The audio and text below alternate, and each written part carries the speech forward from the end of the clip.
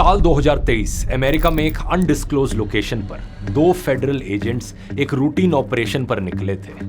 बड़ा ही साधारण दिन, शाम का समय था, सब कुछ नॉर्मल चल रहा था, लेकिन तभी आसमान में उन्हें कुछ अजीब सा दिखाई देता है। एक बॉल जैसी शेप की चीज गोल गोल जो ऑरेंज कलर में ग्लो कर रही थी। ये एजेंट्स एक दूसरे की तरफ देखते हैं, उन्हें समझ नहीं आता कि ये क्या है। कुछ देर बाद ये गायब हो जाता है, लेकिन अगले दिन एक दूसरी टीम के साथ सेम चीज होती है। उन्हें भी एक ऑरेंज कलर का ऑर्ब सा दिखाई देता है, ग्लो करता हुआ, लेकिन ये अलग जगह पर था। फिर तीसरी टीम के साथ भी यही होता है। 2 दिन में 3 अलग अलग टीम्स और 6 ट्रेन्ड फेडरल ऑफिसर्स ने सेम चीज देखी। सबसे शॉकिंग बात यह है कि इन ऑफिसर्स ने यह भी देखा कि इस ऑरेंज ऑर्ब से छोटे छोटे रेड ऑर्ब्स निकल रहे हैं और छोटे छोटे रेड गोले, जैसे कि ये ऑरेंज वाली कोई मदरशिप हो जो छोटे छोटे प्लेन्स लॉन्च कर रही हो। 1 नहीं 2 नहीं बल्कि 5 बार ऐसा हुआ। एक बड़ा ऑरेंज ऑर्ब आया, उसने छोटे छोटे रेड ऑर्ब्स को लॉन्च किया और फिर वो 1-2 सेकंड में पूरी तरीके से गायब हो गया। उन्होंने ये भी देखा कि ये जो रेड ऑर्ब्स थे ये जनरली सीधे आगे की तरफ और कभी कभी ऊपर या तेजी से नीचे की तरफ मूव करने लगते।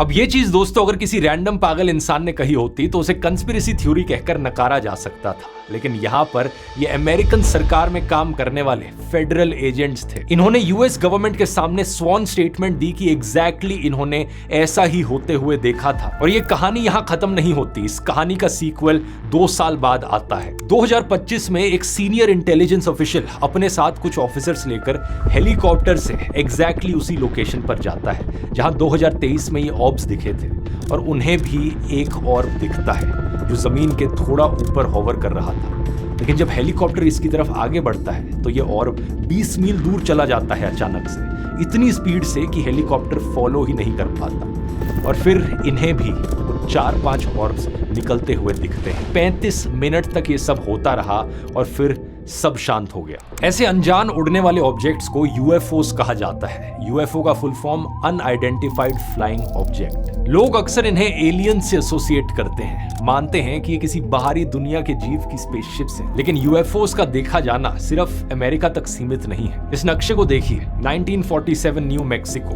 1948 जर्मनी, 1952 सोवियत बॉर्डर के पास, 2023 इराक, 2024 सीरिया, 2024 जापान। पिछले 79 सालों में हजारों अलग अलग जगह पर अलग अलग डेकेड्स में अलग अलग देशों में यूएफओस देखे गए हैं। अगर इन सारे डॉट्स के नक्शे को आप ध्यान से देखोगे तो एक पैटर्न दिखाई देगा, एक ऐसा पैटर्न जो यूएफओस का सच सामने लाता है। क्या है ये पैटर्न, मैं आपको वीडियो में आगे बताऊंगा, लेकिन इससे पहले मैं बताना चाहूंगा कि अमेरिकन सरकार ने क्या किया है।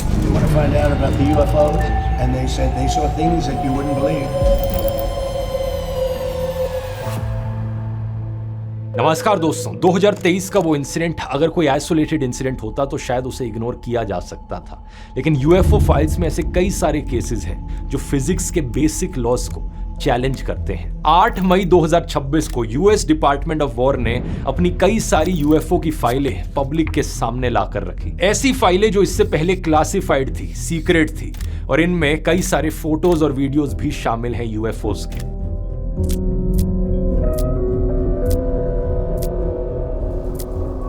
कुल मिलाकर 162 फाइलें पब्लिश हुई हैं इनके नए वेब पेज war.gov/UFO पर। इसमें FBI डॉक्यूमेंट्स, पेंटागन की रिपोर्ट्स, नासा के ट्रांसक्रिप्ट्स और स्टेट डिपार्टमेंट की केबल्स भी शामिल हैं। इन फाइलों में यूएफओस की 28 वीडियोस और 14 इमेजेस भी निकल कर आई हैं जो पहले कभी किसी ने नहीं देखी थी। कई सारे शॉकिंग केसेस हैं, जैसे कि चांद पर अजीब से फ्लैशेस और ऑब्जेक्ट्स की इमेजेस। ऐसा ऑब्जेक्ट जो 80 मील प्रति घंटे की स्पीड से 90 डिग्री के टर्न्स ले रहा है। ऐसे ही 400 अजीब केसेस जिनमें से कई के बारे में खुद यूएस गवर्नमेंट को ही नहीं पता कि क्या थे वो, क्या ये सही में एलियंस थे या फिर कुछ और। 2023 में ग्रीस में यूएस मिलिट्री को ओशन सरफेस के ऊपर एक ऑब्जेक्ट दिखाई देता है जो 80 मील प्रति घंटे की स्पीड से 90 डिग्रीज के टर्न्स ले रहा था। इनर्शिया की बेसिक फिजिक्स कहती है कि किसी भी नॉन एयरक्राफ्ट या ड्रोन के लिए ऐसा करना लगभग इम्पॉसिबल है, लेकिन इंफ्रारेड सेंसर से बनाई गई ये 2 मिनट 57 सेकंड की वीडियो देखिए, जिसमें आप देख सकते हो कि ऑब्जेक्ट ऐसा करते हुए बड़े क्लियरली दिख रहा है। इसी तरह 2024 में 3 इंसिडेंट्स हुए। इराक में यूएस एयरक्राफ्ट एक टारगेट पर हमला कर रहा था कि तभी एक मिस्टीरियस सा ऑब्जेक्ट बड़ी हाई स्पीड से सर्वेलेंस सिस्टम के सामने से गुजरता है और अचानक से गायब हो जाता है। सीरिया में भी 2-2 सेकंड्स के लिए 2 सेमी ट्रांसपेरेंट ऑरेंज एरियाज दिखे और फिर गायब हो गए। और जापान के पास भी इंडो पैसिफिक में एक ऑब्जेक्ट दिखा जिसकी मेन बॉडी फुटबॉल के शेप की थी और जिससे 3 प्रोजेक्शंस बाहर की तरफ निकली हुई थी, एक ऊपर और 2 नीचे। इन सभी यूएफओ साइटिंग्स के पीछे एक ही पैटर्न था कि एक ऑब्जेक्ट दिखता जो कुछ इम्पॉसिबल सी चीजें करता और फिर गायब हो जाता, और इसके पीछे कोई एक्सप्लेनेशन मौजूद नहीं है। लेकिन अब जो मैं आपको केस बताऊंगा वो सबसे ज्यादा साइंस फिक्शन मूवी जैसा लगता है।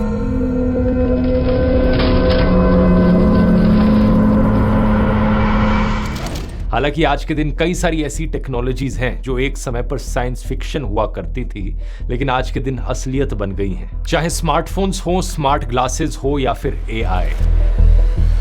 अब एआई का कड़वा सच पता है क्या है दोस्तों? एआई आपकी जॉब नहीं खाएगा, बल्कि वो इंसान आपकी जॉब ले जाएगा जिसे एआई का सही इस्तेमाल करना आता हो। ज्यादातर लोग आज भी चैट जीपीटी पर सिर्फ 2-3 बेसिक सवाल पूछकर खुश हो जाते हैं और मान लेते हैं कि उन्हें एआई आता है। अगर आप भी यही कर रहे हो तो यकीन मानो आप भी बहुत पीछे छूट रहे हो। आपको इसी रेस में सबसे आगे रखने के लिए मैं लेकर आया हूं एआई मास्टर क्लास, 3 घंटे की लाइव वर्कशॉप जहां मैं आपको पर्सनली आकर 25 से ज्यादा पावरफुल एआई टूल सिखाता हूं जो आपका कई घंटों का काम मिनटों में कर देंगे। इसमें सबसे शॉकिंग डेमो पता है क्या है? मैं आपको लाइव दिखाऊंगा कि बिना एक लाइन का कोड लिखे सिर्फ एआई की मदद से आप 5 मिनट में पूरी की पूरी वर्किंग वेबसाइट, प्रोफेशनल वेबसाइट कैसे बना सकते हो। वो काम जिसके लिए पहले हफ्तों लग जाते थे, हजारों रुपए खर्च होते थे, अब आप चुटकियों में कर सकते हो। हवा में बात नहीं कर रहा, अभी तक 1 लाख से ज्यादा लोग इसे अटेंड कर चुके हैं। मोहित जैसे लोगों ने पूरे एआई से गाने बनाने सीख लिए, किसी ने वीडियोस बनाने सीख ली, अंजना ने सीखा कैसे अपनी प्रेजेंटेशंस को 1/10 टाइम में बनाया जा सकता है। आप स्क्रीन पर पिछली क्लास का रिव्यू देख सकते हो जो कि अभी तक का बेस्ट एवर रहा है। अगला सेशन 31 मई को होने जा रहा है, मिस मत करना। इसकी कॉस्ट अभी भी उतनी ही है, सिर्फ 2 मूवी टिकटों जितनी। ज्वाइन करने का लिंक आपको नीचे डिस्क्रिप्शन में या फिर इस क्यूआर कोड में मिल जाएगा। चलिए अब वापस आते हैं अपने यूएफओ के केस पर।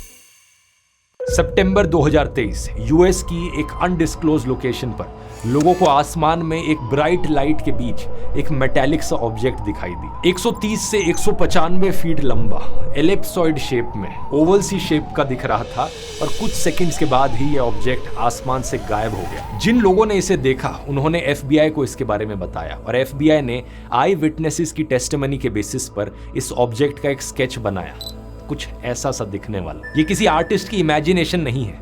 एफबीआई ने क्लियरली कहा कि ये स्केच एक एक्चुअल साइट फोटो पर बेस्ड है। फोटो देखकर साफ ऐसा लगता है कि मानो ये कोई एलियन स्पेसशिप हो। अभी तक जितने भी केसेस मैंने आपको बताए उन सब में एक चीज कॉमन है कि ये सब धरती पर हुई यूएफओ साइटिंग्स हैं, हमारी एटमॉस्फेयर के अंदर। लेकिन ये कहानी सिर्फ धरती तक सीमित नहीं है। यूएफओ साइटिंग स्पेस में भी हुई हैं एस्ट्रोनॉट्स के साथ। सन 1965 अमेरिका ने अपनी स्पेस फ्लाइट जेमिनाई 7 लॉन्च करी थी। इस लॉन्च के ठीक 4 घंटे 24 मिनट बाद एस्ट्रोनॉट फ्रैंक बोरमैन अचानक से ह्यूस्टन ग्राउंड स्टेशन को रेडियो करते हैं और इसमें एक ऐसा वर्ड इस्तेमाल करते हैं जो स्पेस में कभी कोई इस्तेमाल नहीं करता, बोगी एट 10 o'clock हाई।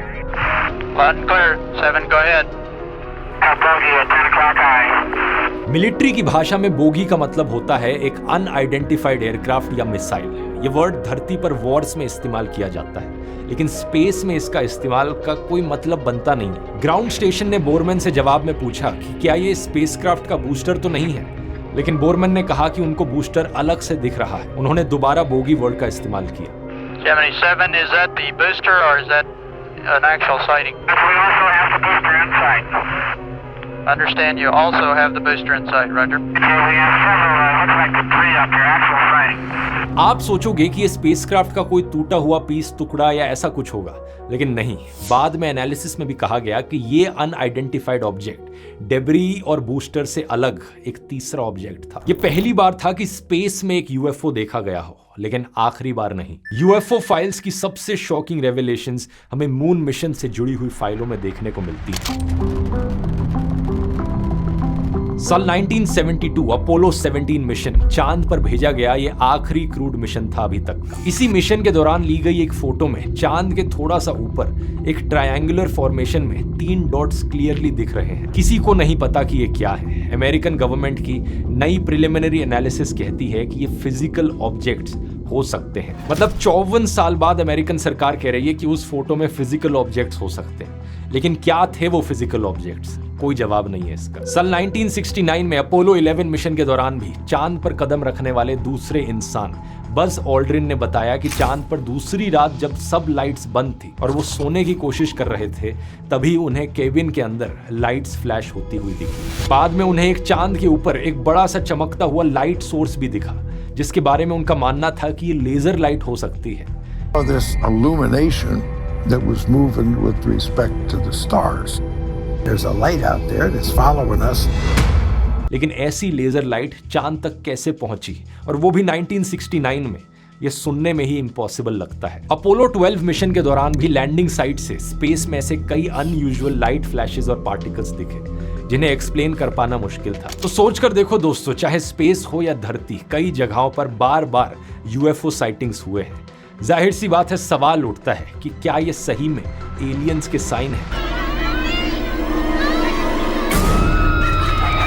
लेकिन इससे पहले कि हम इस सवाल का जवाब ढूंढने की कोशिश करें, यहां पर एक और चीज नोटिस कीजिए। वो नक्शा याद है जो मैंने शुरू में दिखाया था? ये डॉट्स देखिए कहां कहां पर है। वेस्टर्न यूएस में ग्रीस, इराक, सीरिया, जापान, ये सब वो जगह हैं जहां पर यूएस मिलिट्री सबसे ज्यादा एक्टिव है। क्या ये सिर्फ इत्तेफाक की बात है या कोई पैटर्न? इसका जवाब हमें तब मिलेगा जब हम वहां जाएंगे जहां से ये सब शुरू हुआ था। साल 1947, 24 जून 1947 को एक प्राइवेट पायलट केनेथ आर्नोल्ड अपने प्लेन में वॉशिंगटन स्टेट के ऊपर से उड़ रहे थे कि तभी माउंट रेनियर के ऊपर उन्हें 9 चमकते हुए ऑब्जेक्ट्स दिखाई देते हैं। ये चमकते हुए ऑब्जेक्ट्स एक वी फॉर्मेशन में उड़ रहे थे, लगभग 1200 माइल्स पर आवर की स्पीड से। ये उस जमाने के किसी भी एरोप्लेन की स्पीड से 2 गुना ज्यादा था। जब रिपोर्टर्स ने पूछा कि ऑब्जेक्ट्स कैसे दिखते थे, तो आर्नोल्ड ने कहा कि वो ऐसे मूव कर रहे थे जैसे saucer if you skip it across water, यानी सॉसर जैसे ऑब्जेक्ट्स वाटर बॉडीज में फेंके जाने पर पानी को छूते हुए बिना डूबे दूर तक चले जाते हैं,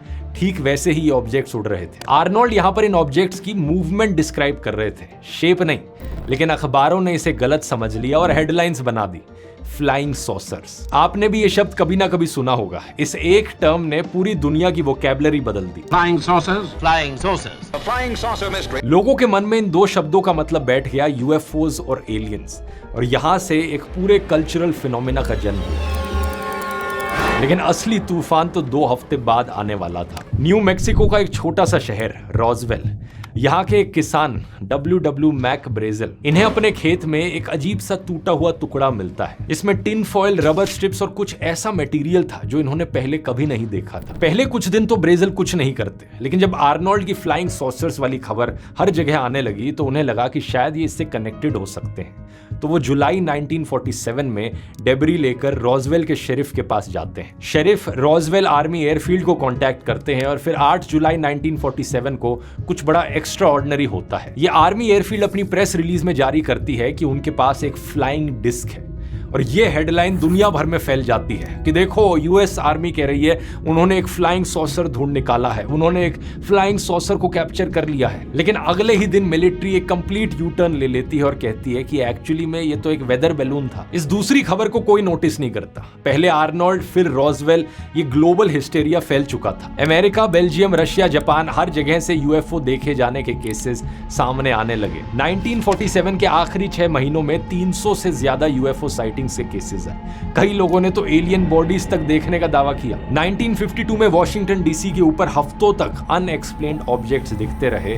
ना केवल लोगों ने देखे बल्कि रेडार्स पर भी रजिस्टर हुए और अखबारों ने भी हेडलाइंस दी, saucers swarm over capital. US government ने इन दावों की इन्वेस्टिगेशन करने के लिए 1952 में प्रोजेक्ट ब्लू बुक शुरू करी, जो 1969 तक चली। इन 17 सालों में इनके पास यूएफओ देखे जाने के 12,000 से ज्यादा केसेस सामने आए, जिनमें से ज्यादातर केसेस की एक एक्सप्लेनेशन भी मौजूद थी। एक्सप्लेनेशन ये थी कि कभी कभार ये यूएफओज वेदर बैलून्स थे तो कभी कभार एयरप्लेन्स। बाकी ज्यादातर लोगों ने आसमान में प्लैनेट, स्टार्स और सैटेलाइट्स को देखकर उन्हें यूएफओज कहा। लेकिन 701 केसेस ऐसे थे, 701 केसेस ऐसे थे जो अनआइडेंटिफाइड ही रह गए, ऐसे केसेस जिनकी कोई एक्सप्लेनेशन नहीं मिली। तो आप पूछोगे कि क्या मान लिया जाए कि ये वाले बचे हुए यूएफओज सही में एलियंस थे? मैं कहूंगा रुको जरा, सब्र करो। 1994 में यूएस एयरफोर्स ने एक क्लासिफाइड प्रोग्राम रिवील किया। Project Mogul. इसमें सामने आया कि कोल्ड वॉर के दौरान अमेरिका स्पाई बैलून से सोवियत यूनियन के न्यूक्लियर टेस्ट मॉनिटर करता था और इन्हीं में से एक बैलून रॉसवेल में क्रैश हुआ था। वही डेब्री, वही अननोन मटेरियल, सब एक स्पाई बैलून का हिस्सा था। और जो लोग एलियन बॉडीज रिकवर किए जाने का दावा कर रहे थे, 1997 में एयरफोर्स ने एक अलग रिपोर्ट जारी करी जिसमें कहा कि वो बॉडीज टेस्ट डमीज थी, जो पुतले आप कपड़ों की दुकान के बाहर देखते हो। और एक केस में तो प्लेन क्रैश के विक्टिम्स जिन्हें लोगों ने एलियन समझ लिया। बात असल में यह थी कि अमेरिका नहीं चाहता था कि यह दुनिया के सामने आए कि वो कोल्ड वॉर के दौरान सोवियत यूनियन पर इस तरीके से जासूसी कर रहा था।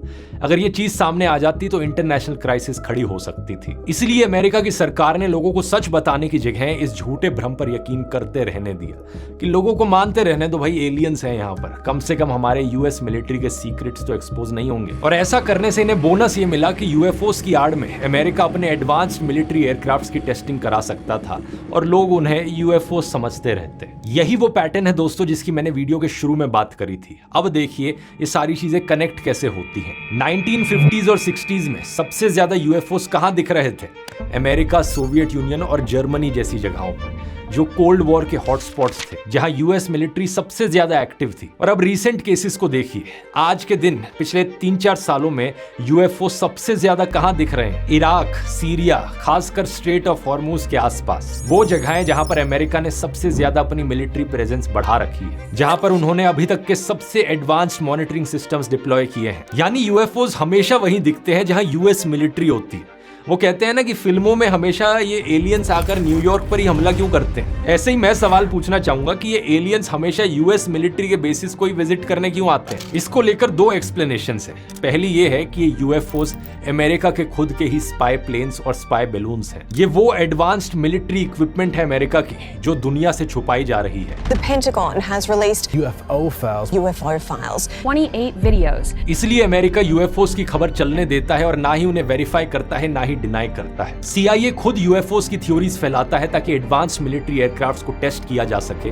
और ये बात खुद अमेरिका ने स्वीकार करी है। 2024 में यूएस पार्लियामेंट को अपनी एक रिपोर्ट में पेंटागन ने कहा था कि 1950s और 1960s में जो यूएफओस देखे गए थे वो एक्चुअली में अमेरिका के एडवांस स्पाई प्लेन्स और स्पेस टेक्नोलॉजी थी जिसकी टेस्टिंग की जा रही थी। इसमें वो बैलून भी शामिल था जो रॉसवेल में क्रैश हुआ था। दूसरी एक्सप्लेनेशन है कि यूएफओस एक्चुअली में दूसरे देशों के एनिमी ड्रोन्स और सर्वेलेंस इक्विपमेंट हो सकते हैं। ये मिलिट्रीली एक्टिव एरियाज के आसपास इसलिए पकड़ में आ रहे हैं क्योंकि यहाँ पर यूएस के सबसे सोफिस्टिकेटेड मॉनिटरिंग सिस्टम्स डिप्लॉयड हैं। Iraq, Syria, Greece, Middle East जैसे एरियाज में यहाँ पर ईरान के ड्रोन्स, हुतीज के ड्रोन्स और चाइनीज सर्वेलेंस एसेट्स पाए गए हैं। 2024 में जो इंडो पैसिफिक में जापान के ऊपर ये फुटबॉल की शेप का ऑब्जेक्ट दिखा था, defence news and analysis website the war zone के मुताबिक ये किसी तरह का स्पाई बैलून हो सकता है। और ये कोई रैंडम स्पेकुलेशन नहीं है। चाइना ने हाई ऑल्टीट्यूड बैलून्स का एक पूरा प्रोग्राम डेवलप भी किया है जो यूएस की जासूसी करते हैं। और 2023 में एक चाइनीज स्पाई बैलून को लिटरली यूएस के ऊपर से उड़ते वक्त शूट डाउन भी किया गया था। इसके अलावा कुछ यूएफओस एक्चुअली में कोई नेचुरल फिनोमेना भी हो सकते हैं, कोई प्लैनेट, स्टार्स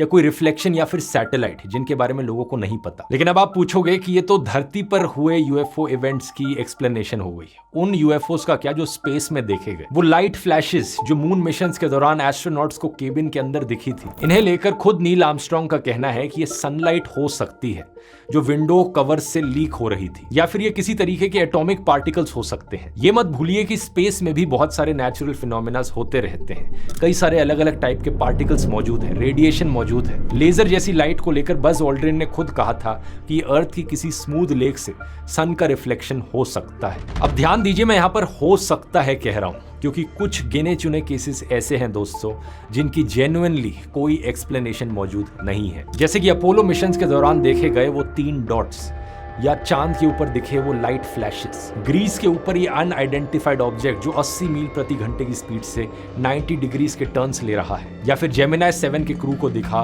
वो अनआइडेंटिफाइड ऑब्जेक्ट। वो घटना भी जिसकी मैंने वीडियो के शुरू में बात करी थी, ऑरेंज कलर के ग्लो करते हुए ऑर्ब्स। अब हो सकता है कि ये कोई स्पाई इक्विपमेंट हो, क्योंकि इस न्यूज रिपोर्ट के अनुसार चाइना ने एक्चुअली में एक ऐसी मदरशिप ड्रोन डेवलप करी है जिसमें से छोटे छोटे 100 ड्रोन्स तक निकल सकते हैं। लेकिन क्या ये सही में उस इंसिडेंट से रिलेटेड है ये बता पाना अनफॉर्चुनेटली बहुत मुश्किल है, क्योंकि यूएस गवर्नमेंट ने ज्यादा डिटेल्स भी रिलीज नहीं करी हैं। जो ऑरेंज ऑर्ब वाली घटना मैंने आपको पहले बताई, यूएफओ फाइल्स में उनकी एग्जैक्ट डेट तक नहीं लिखी गई है, एग्जैक्ट लोकेशन तक नहीं बताई गई है, और ऊपर से यूएस गवर्नमेंट ने इन इंसिडेंट्स को लेकर कोई एनालिसिस और कोई कंक्लूजन भी नहीं निकाला है। बस इन फाइलों को पब्लिक के सामने रख दिया गया है और कहा है कि लोग खुद से डिसाइड कर लें कि इसका मतलब क्या है। मैं जानता हूं आप में से कुछ लोग बड़े एक्साइटेड फील कर रहे होंगे इस पॉसिबिलिटी को लेकर कि हो सकता है कि वो बचे कुछ अनएक्सप्लेन्ड केसेस सही में एलियंस के ही हों, और सच बताऊं तो मेरे अंदर भी एक्साइटमेंट आती है सोचकर कि हो सकता है वो एलियंस के ही हों। मेरा बचपन से सपना रहा है इस चीज को लेकर कि मेरे जीते जी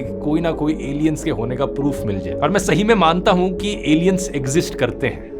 लेकिन बात क्या है दोस्तों कि extra ordinary claims require extra ordinary evidence. ये एक कहावत है जो अक्सर कही जाती है कि अगर कोई एक्स्ट्रा ऑर्डिनरी चीज सही में एग्जिस्ट करती है तो उसके होने का एक्स्ट्रा ऑर्डिनरी एविडेंस भी हमारे पास होना चाहिए। और मैं नहीं मान सकता कि ये छोटे मोटे low quality videos, infrared videos proof हो सकते हैं एलियंस के एग्जिस्टेंस का। मेरी राय में इन बचे कुछ अनएक्सप्लेन्ड केसेस को लेकर कोई ना कोई नॉन एलियन एक्सप्लेनेशन होना ही ज्यादा सेंस बनाता है। 2022 में यूएस डिफेंस डिपार्टमेंट ने एक all domain anomaly resolution office AARO office बनाया था। इसने 1945 से लेकर 2023 तक यूएफओ को लेकर किए गए सभी दावों और रिकॉर्ड्स की इन्वेस्टिगेशन की, और फरवरी 2024 में इन्होंने अपनी पहली रिपोर्ट पब्लिश करी। इसमें कहा गया कि इस बात का कोई सबूत नहीं है कि यूएस गवर्नमेंट के पास कोई एक्स्ट्रा टेरेस्ट्रियल यूएफओ है जिसे वो रिवर्स इंजीनियर कर रहे हैं, या फिर जो यूएफओस दिखते हैं वो असल में एक्स्ट्रा टेरेस्ट्रियल टेक्नोलॉजी है, इसका भी कोई सबूत नहीं है। AARO के मुताबिक ज्यादातर यूएफओस एक्चुअली में ऑर्डिनरी ऑब्जेक्ट्स होते हैं, कोई drone, weather balloon, spy plane,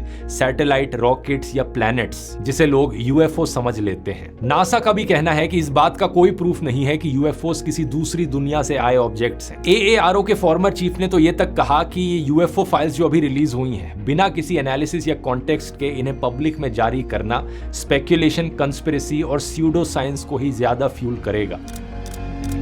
सच बात यह है दोस्तों कि शायद एग्जैक्टली यही डोनाल्ड ट्रंप की सरकार करना चाहती है। अपनी नाकामियों को छिपाने के लिए, एप्स्टीन फाइल्स को छिपाने के लिए वो यूएफओ फाइल्स की खबर और इसकी कंस्पिरेसीज को न्यूज में फैलाना चाहती है, क्योंकि मिस्ट्री वहीं पनपती है जहां ट्रांसपेरेंसी नहीं होती। AI मास्टर क्लास को ज्वाइन करना मत भूलना। अगले ही संडे 31 मई को होने जा रही है, लिंक डिस्क्रिप्शन में मिल जाएगा। और अगर ये वीडियो आपको पसंद आया तो एलियंस पर मैंने एक और वीडियो बनाया था। अब इस वीडियो को देखकर और बेहतर समझ सकते हो कि नासा जैसी स्पेस एजेंसीज ने अभी तक कितनी कोशिश करी है एलियंस से कांटेक्ट करने की। यहां क्लिक करके देख सकते हो। बहुत बहुत धन्यवाद।